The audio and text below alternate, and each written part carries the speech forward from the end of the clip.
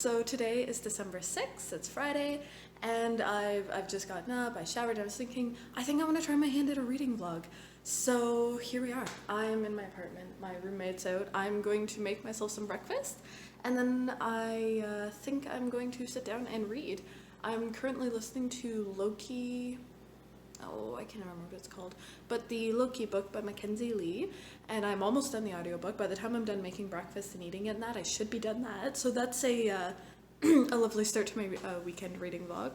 And then, I'm sorry, I keep looking outside because it's snowing and I'm so excited. And then I am going to be picking up the Serpent by Jeff Zentner, and I just kind of want to sit down and get as much done of this as I can. And then we shall see. Anyways, I'm gonna get started on my breakfast. Loki stared down at their hands. He didn't know what to say. He wasn't sure he could read it. Wasn't sure he dared. So I had breakfast, I cleaned up even, and I talked to my boyfriend a bit on the phone, so I've been a little distracted. But while I was eating breakfast, I did finish Loki, Where Mischief Lies by Mackenzi, and my prediction that Mackenzi would do interesting things and good things and just be really competent handling a character like Loki was, in my opinion, correct. And I'm so glad that I did. And I looked up to see whether there was going to be more books in the series, because I really liked all the characters that surrounded Loki as well.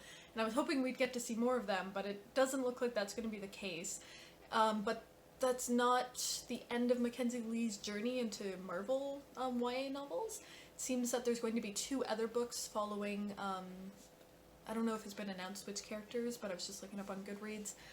2 other Marvel characters with the idea of sort of exploring their untapped potential and duality and heroism and stuff.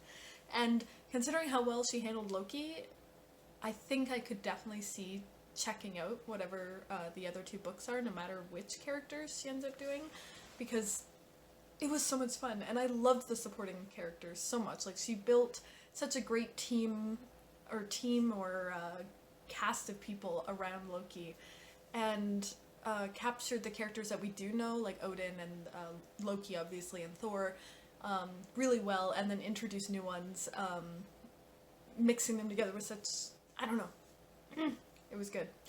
I wish we could get more of the characters. That's, for me, what really drove the story, was just the characters themselves, from Loki to side characters. Everyone had such a distinct voice and personality, and even if they didn't get a lot of page time, like, I wanted to get to know all of them. And I kind of hope that maybe somehow it works out that we get to see those characters again, even if we don't see Loki. Because as much as I loved Loki's character and stuff, I almost loved some of the other characters even more than Loki. So yes, that's a good start, I think, to a reading vlog, to have a book finished right out of the way. I'll probably start another audiobook at some point over this weekend. I'm not sure which one it's going to be yet. Right now, I'm going to take a few minutes. I'm sitting on my bed, I've got the view of beautiful snow falling down, and I'm going to pick up The Serpent by Jeff Zentner, which, if you don't know, is basically about 3 high school students in their last year of school, kind of exploring and trying to figure out what it means to be finishing that chapter of their life, and whether they get to move on from, you know, their small town and all the stuff that has happened up to this point that they're dealing with, and whether they have to actually stay and sort of simmer in some of the difficulties that they're in. And in particular, one main character named Dill, his father was a preacher of a Christian fringe group that handles poisonous serpents and drinks poison, and is a little more cultish than other Christian groups, and he's actually been arrested for other reasons, and so his family's in hard times because of it. He has a bad reputation in the community because of it, and so he has all these extra things piled on him. So I'm about maybe 100 pages in, and I just want to sit down and try and get as much done in one sitting, basically until something interrupts me. So here we go. I'm also really enjoying the perspectives. There's a lot of already sort of showing class differences and poverty versus upper middle class differences that can really affect how someone sees themselves and their futures, and how it impacts their day-to-day life just between these three characters, and I'm really fascinated to see that aspect impact more.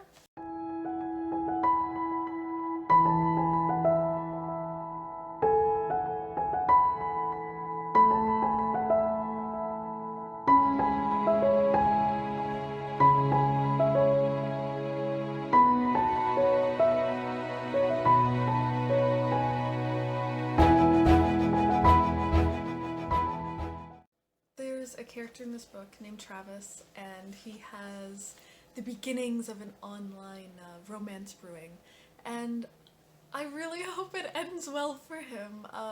I met my boyfriend online, and you know, I've seen it in a few books, but I don't think I've ever seen it work out in any of the books, and I want a book where it works out and it's happy and not weird, and I have a bad feeling that it's not going to work out, but for Travis's sake, he's such a sweetheart, I really hope it works out for him. It's just, I want that representation. I've been dating my boyfriend for a year and a half. He lives on the other side of the ocean, like 5 time zones away. And I really, really hope it works out for Travis here. Just a little motivation from myself.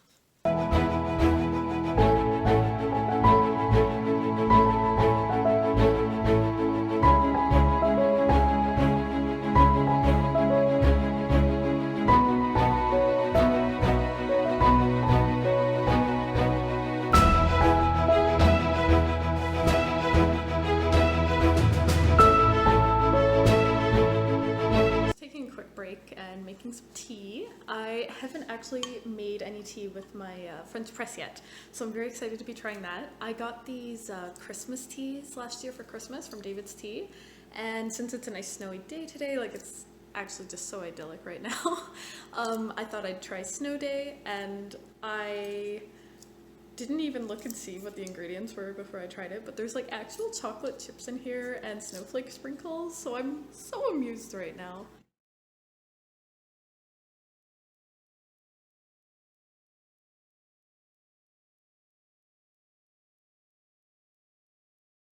Read about another 100 pages of The Serpent King, and it's just so intensely readable. Like, I'm so completely invested in these characters and what they're going through already. I think this is, it had a lot of hype when it first came out, and I get why. Like, this is the author's debut book, and it's just so good. It's so raw, and I feel for them, and I think so far I like this book better than his second one. Just,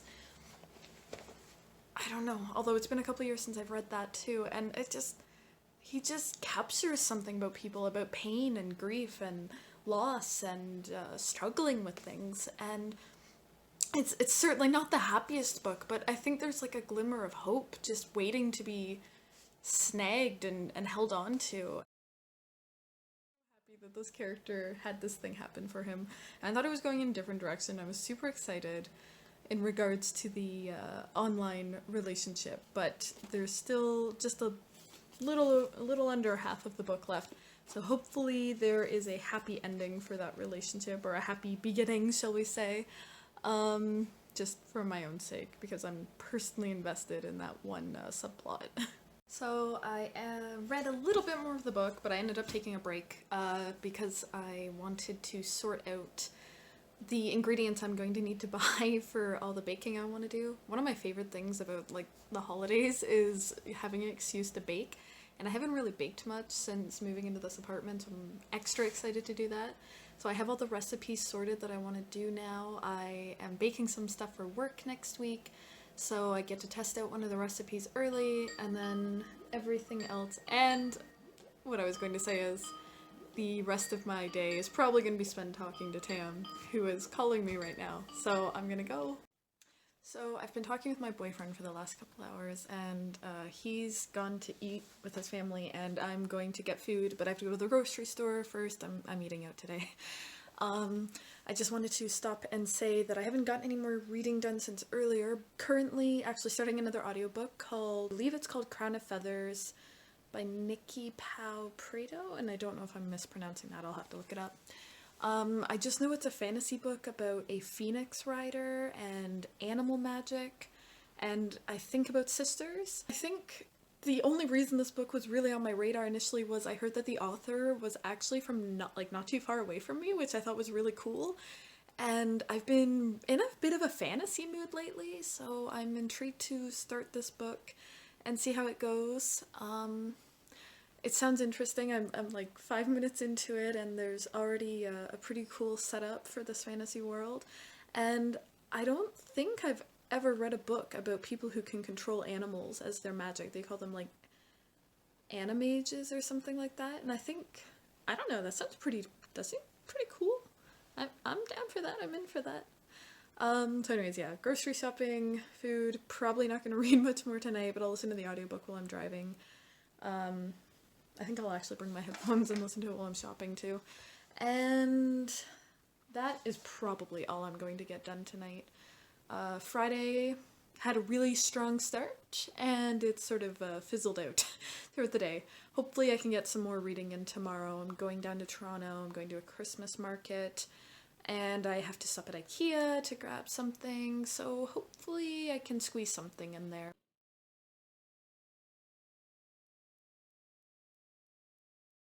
So it's 10 p.m. on Friday.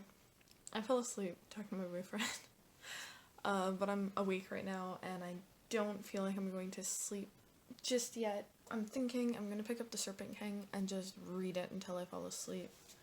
I've got, I don't know, let's see. I've got about 140 pages left. Maybe I can finish it tonight before I sleep. Maybe I will crash. I don't know. This is why I shouldn't trust books. And yes, I'm starting to tear up a bit. I'm so mad! Spoiler alert for the Serpent King. My favorite character just died. So yeah, that online relationship isn't going to work out. I don't know why, but it never occurred to me that one of the characters might die. It just didn't seem like that kind of book. Do excuse the terrible lighting. It's 11:30 p.m. here now. I finished The Serpent King by Jeff Zentner. I had some feelings about it. Spoiler alert, a character died. And now that I'm looking back, I see where the plot was going, and of course it was spinning in that direction, but at the time it was a huge shock. And I was so upset by it. I was so distressed. I said when I started this book that I had no idea where it was going, and I guess I just wasn't paying attention, because it was clearly headed in that direction now that I look back on it. Like, it wasn't just a plot twist, it was just all the writing devices and tropes and things were just spinning and weaving in that direction, and I completely overlooked it, and I shouldn't have. I don't know what to rate it. Like, it's not quite a 5-star book for me. It was really amazing. It made me feel things, but I'm kind of... There was something that came up that just really is a huge anxiety for me, and I'm honestly probably not going to be able to sleep tonight because of it, and I hate that the book made me feel that way. But it made me feel that way. It made me feel strongly, and it was a beautiful book that, together with this one and Jeff Zentner's second book, this man has clearly felt and dealt with a lot of grief in his life, and I think he does a really fantastic job finding the language to convey the absolute devastation that grief wreaks upon your life. Like, the banality of it, the cruelty of it, the absolute all-consumingness of it, and I can't knock a star because he hurt my feelings. So, I think this is a 4.5 book. This was a powerful read, and it was so intensely readable. Like, I haven't just sat down and read a book like that in ages. I did not get enough sleep last night. It's gonna be a long ass day. It is Saturday and it is 6:30 in the morning. I'm about to head out to my parents' place. I didn't need to be up this early. I'm doing this to myself. But I want to get an early start today. I want to have time to take my dogs out for a decent length walk. So yes, I'm heading up to my parents' place. I'm going to pick up my mom and then we're heading to Toronto. We're going to the Toronto Christmas market. It's supposed to be pretty big and pretty good. Hopefully I get some reading done today. Sunday is mixed. It could either be a really amazing reading day or I might do absolutely zero reading. We shall see. Yes, I'm too tired to think. I need to achieve caffeine today.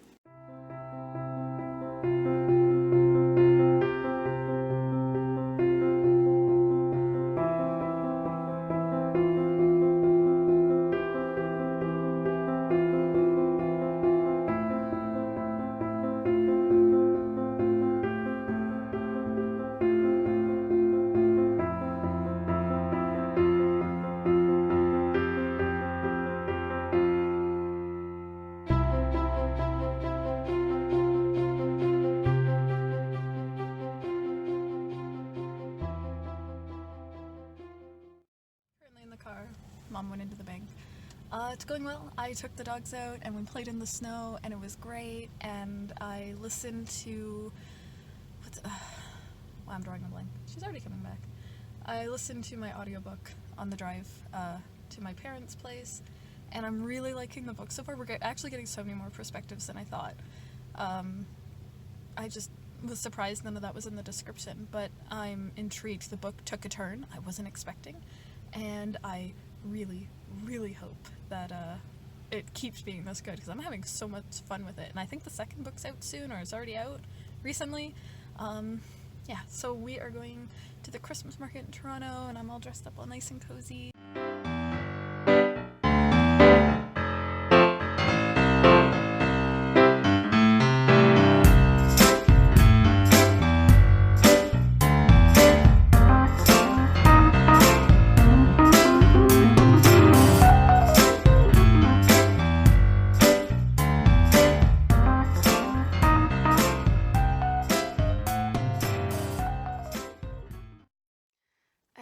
Just woken up.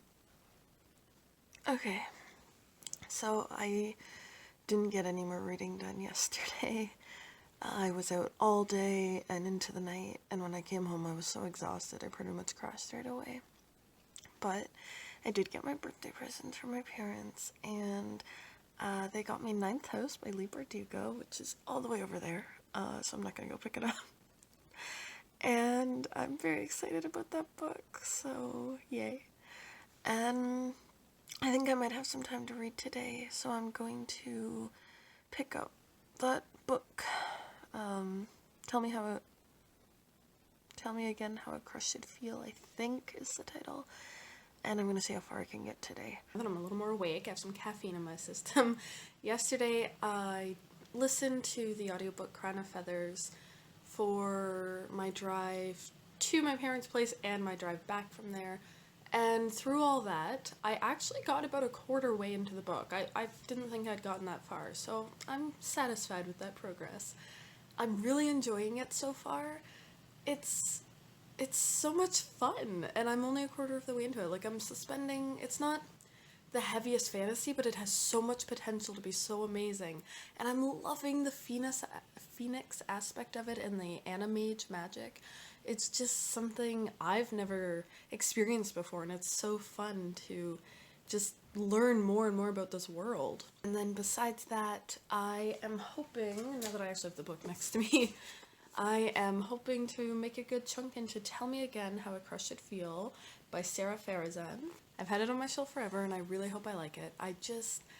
In my head, it's like lesbian YA classic or something. Like, I just feel like I've seen it for years on lists of YA lesbian romance, and I've never touched it. So, just to wrap up my reading vlog, I spent Friday, Saturday, Sunday kind of getting some reading done. I think Friday really was my best day. I finished on audiobook Loki, Where Mischief Lies by Mackenzi, which I thoroughly enjoyed, and I also ended up finishing The Serpent King by Zentner, which went in a direction that I should have seen coming but didn't. Overall, it was a really good book, and it grappled with grief so beautifully, and so, like, the way I've been explaining it to anyone that will listen is, it's like he's actually found the words to deal and explain and put language to grief, which personally I find when you're grieving is hard, and somehow he's managed to do it, and it comes out in this book, and it just feels like he gives you something to hold on to work with, to mold, to see, to understand grief a little bit better. And I gave that 4 out of 5 stars. And I gave the Loki book, I believe, 4 out of 5 stars as well, because I had so much fun with it. Then I got started on Crown of Feathers by Nicki Preto, if I'm pronouncing that right, and I got over a quarter of the way into the audiobook of that, and I'm having so much fun with it. And then I also got about a third into Tell Me Again, How a Crush Should Feel by Sara Farizan, and it's a bit simple. Like, I see where the plot is going, it's a bit obvious, but it's cute and it's fun, and I'm really enjoying the quirkiness of the main character. And frankly, right now that's what I need, is a book that I can see where the end is going after the Serpent King. I need some peace and just fluffiness and nothing too dire, which I think there is probably going to be a bit of serious content in this, but hopefully not so much to completely weigh me down. And so I think overall that was a fairly successful reading weekend. I haven't just taken the time to really focus on reading in ages. I end up getting distracted or I'm busy, and I really liked making my weekend focus around reading a little bit. So that was fun, and hopefully this vlog is not completely terrible for a first try, and I don't know how to end videos, man. Bye!